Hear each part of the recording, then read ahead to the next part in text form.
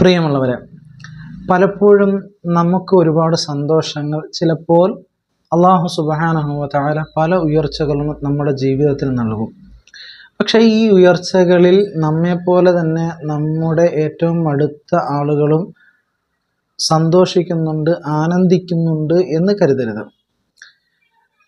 ഈ പല സമ്പന്നരായ ആളുകളും അവരുടെ ഏതെങ്കിലും തകർച്ചയുടെ ഒരു ഘട്ടത്തിൽ അവർ പറയുന്നത് പല സമയങ്ങളിലും ശ്രദ്ധയിൽപ്പെട്ടിട്ടുണ്ട്. എൻ്റെ ഔന്നത്യമാർന്ന ജീവിതത്തിൽ, എൻ്റെ സമ്പന്നതയിൽ ഞാൻ എത്രയധികം സഹായങ്ങൾ അവർക്ക് ചെയ്തപ്പോഴെല്ലാം അവർ എന്നോട് ഒരു തേനിൻ്റെ കൂട്ടിലേക്ക് അടുക്കുന്നതിനേക്കാളും അപ്പുറം സ്നേഹത്തോടുകൂടെ സഹവർത്തിത്വത്തോടുകൂടെ എന്നോട് അടുത്തു. പക്ഷേ എൻ്റെ തകർച്ചയുടെ ഘട്ടത്തിൽ അവരെയൊക്കെ എനിക്ക് യഥാർത്ഥത്തിൽ മനസ്സിലാക്കാൻ പറ്റി. യഥാർത്ഥത്തിൽ ഒരു മനുഷ്യന് രണ്ട് ഘട്ടങ്ങളുണ്ടാവുക. ഒന്നിരിക്കെ തകർച്ചയും മറ്റൊന്ന് ഉയർച്ചയും. ഈ തകർച്ചയുടെ ഘട്ടങ്ങളിൽ നമ്മളോട് കൂടെ നിൽക്കുന്നവരാണ് യഥാർത്ഥത്തിൽ നമ്മെ സ്നേഹിക്കുന്നവർ.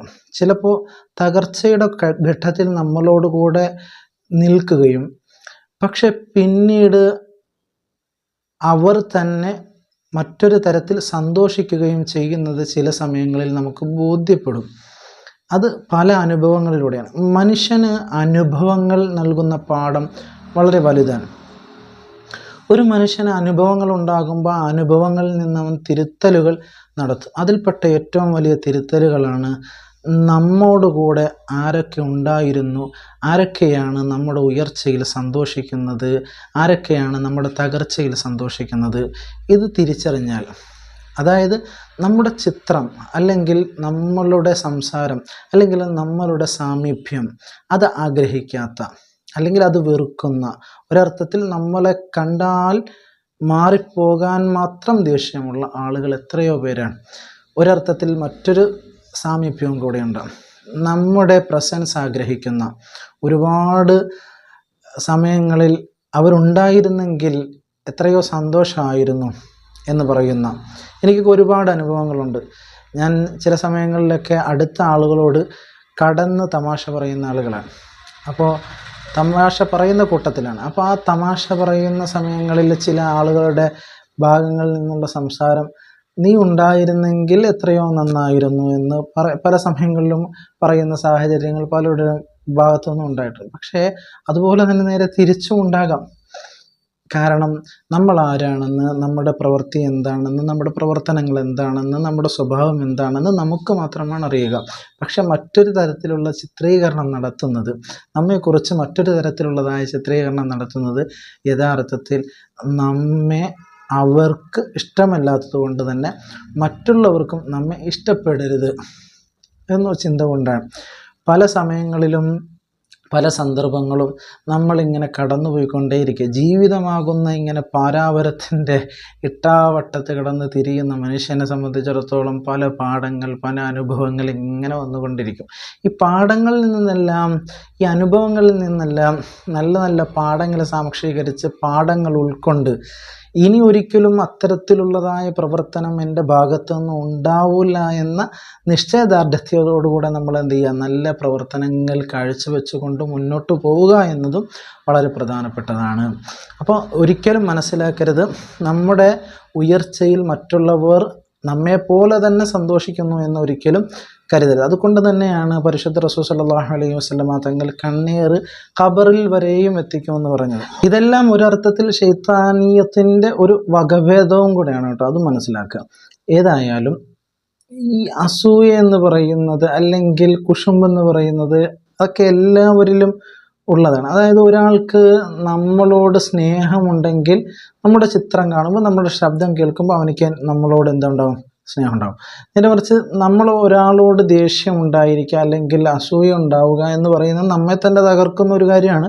അതിനോടുകൂടെ തന്നെ നമുക്കങ്ങനെ ഒരു സ്വഭാവമുണ്ടെങ്കിൽ ഒരുപക്ഷെ ആ സ്വഭാവം നമ്മെ നയിക്കുന്നത് നമുക്ക് അവരോടുള്ള അസൂയയായിരിക്കാം. മനസ്സിലായോ? പിന്നെ ചില തെറ്റിദ്ധാരണകളുമുണ്ട്. എന്നോട് അസൂയ ഉള്ളത് കൊണ്ടാണ് അവൻ ഇങ്ങനെ ചെയ്തത് എന്ന ചില തെറ്റിദ്ധാരണകളും നമ്മുടെ ജീവിതത്തിൻ്റെ പല ഭാഗങ്ങളിലും പല സന്ദർഭങ്ങളിലും വരാറുണ്ട്. അങ്ങനെ തെറ്റിദ്ധരിക്കുന്നവരുണ്ട്. പക്ഷെ അസൂയ എന്ന് പറയുന്നത് വളരെ പ്രാധാന്യത്തോടുകൂടെ അതിനെ കണ്ട് മനസ്സിലാക്കി മാറ്റി നിർത്തേണ്ടതാണ്. പക്ഷേ ഇതിൽ നിന്നെല്ലാം കാവലിന് ചോദിക്കൽ ഇസ്ലാമികപരമായി നമുക്ക് വിശ്വാസത്തിൽ അത് പറയുന്ന കാര്യവുമാണ്. ഇസ്ലാമികപരമായ പ്രമാണത്തിൽ അത് പറയുന്നുണ്ട് എന്ന് പറഞ്ഞതിൻ്റെ അടിസ്ഥാനം സൂറത്തുൽ ഫലഖ് അതിൻ്റെ അവസാനം പറയുന്നത് എന്താണ്? മിൻ ശരി ഹാസദിൻ ഇദാ ഹസദ. അള്ളാഹുവെ, ഒരാൾ എന്നോട് അസൂയ വെച്ചാൽ ആ അസൂയയിൽ നിന്ന് അള്ളാഹു നിന്നെ അതിൻ്റെ ഷെറിൽ നിന്ന് എന്നെ നീ കാത്തുരക്ഷിക്കണേ. എന്താണ് അസൂയയുടെ ഷെറ് എന്താണ്? അസൂയാലു നമ്മുടെ തകർച്ചയാണ് ആഗ്രഹിക്കുക. അപ്പോൾ അവൻ്റെ ഷെറ്, അതായത് ഇബ്ലീസാണ്, ഷെയ്ത്വാനിയത്തിലൂടെയാണ് ഇതെല്ലാം വരുന്നത്. കണ്ണീറും അത് തന്നെ. ഒരാളെ കാണുമ്പോൾ അല്ലെങ്കിൽ അവൻ്റെ ഒരു പ്രവർത്തനം കാണുമ്പോൾ നമുക്കുണ്ടാകുന്ന ഒരു സ്വാഭാവികമായ ഒരു പ്രതികരണം അത് ചിലപ്പോൾ കണ്ണീരിലേക്ക് എത്തിക്കാം. അതുകൊണ്ട് തന്നെയാണ് എപ്പോഴും മാഷാ അല്ലാ എന്ന് പറയുന്ന ഒരു സാഹചര്യം ഉണ്ടാവുക. സുബ്ഹാൻ അല്ലാ എന്നൊക്കെ പറയുന്ന ഒരു സാഹചര്യം ഉണ്ടായാൽ കണ്ണീറിനെ ഒരു പരിധിവരെയും തടുക്കും. അപ്പോൾ പിന്നെ വേറൊരു കാര്യമുണ്ട്, ചില നന്മയായ കാര്യങ്ങളൊക്കെ വരുമ്പോൾ ചിലരെല്ലാം അത് മറച്ചു വെക്കും. എല്ലാ നന്മയായ കാര്യങ്ങളും എല്ലാവരുടെ അടുത്തും പറയണമെന്നല്ല, ചില നന്മയായ കാര്യങ്ങളൊക്കെ ചില ആളുകൾ മറച്ചു വെക്കും. അല്ലാഹു തന്ന നിൻ്റെ നിഅമത്തുകൾ അത് മറ്റുള്ളവരോട് പറയണമെന്ന് പറഞ്ഞാൽ, എനിക്ക് ഇത്രയും അനുഗ്രഹങ്ങൾ അല്ലാഹു സുബ്ഹാനഹു വ തആല നൽകിയില്ലേ, അൽഹംദുലില്ലാ, തഹ്മീദ് ചൊല്ലി, തക്ബീർ ചൊല്ലി, തസ്ബീഹ് ചൊല്ലിയൊക്കെ അങ്ങനെ അള്ളാഹുവിനെ പുകഴ്ത്തിക്കൊണ്ട് അള്ളാഹു തന്ന നിഅമത്തുകളിൽ തഹ്മീദ് ചൊല്ലാനുള്ള ഒരു അവസരം ഉണ്ടാക്കാം. അൽഹംദുലില്ലാ എന്ന് പറയാം. അവസാനം അൽഹംദുലില്ലാ, എനിക്ക് ഇന്ന കാര്യങ്ങളൊക്കെ ഉണ്ടായി, അൽഹംദുലില്ലാ എന്ന് പറയാം. എപ്പോഴും നന്ദി ഉണ്ടായിരിക്കുക എന്ന് പറയുന്നത് സൃഷ്ടാവിനോടും സൃഷ്ടിയോടും ഒരുപോലെ നമ്മൾ കാത്തു സൂക്ഷിക്കേണ്ട ഒരു കടമയാണ്.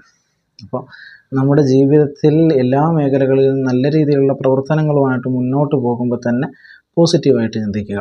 നെഗറ്റീവ് ചിന്താഗതികൾ അല്ലെങ്കിൽ ചിന്താധാരകൾ വരുന്നതായ ആളുകളിൽ നിന്ന് മാറി നിൽക്കുക. നല്ല രീതിയിലുള്ള പ്രവർത്തനങ്ങളുമായിട്ട് മുന്നോട്ട് പോവുക. അല്ലാഹു സുബ്ഹാനഹു വ തആല കാര്യങ്ങൾ മനസ്സിലാക്കി ചെയ്യാൻ അല്ലാഹു നമുക്കെല്ലാവർക്കും തൗഫീഖ് നസീബാക്കി അനുഗ്രഹിക്കുമാറാകട്ടെ.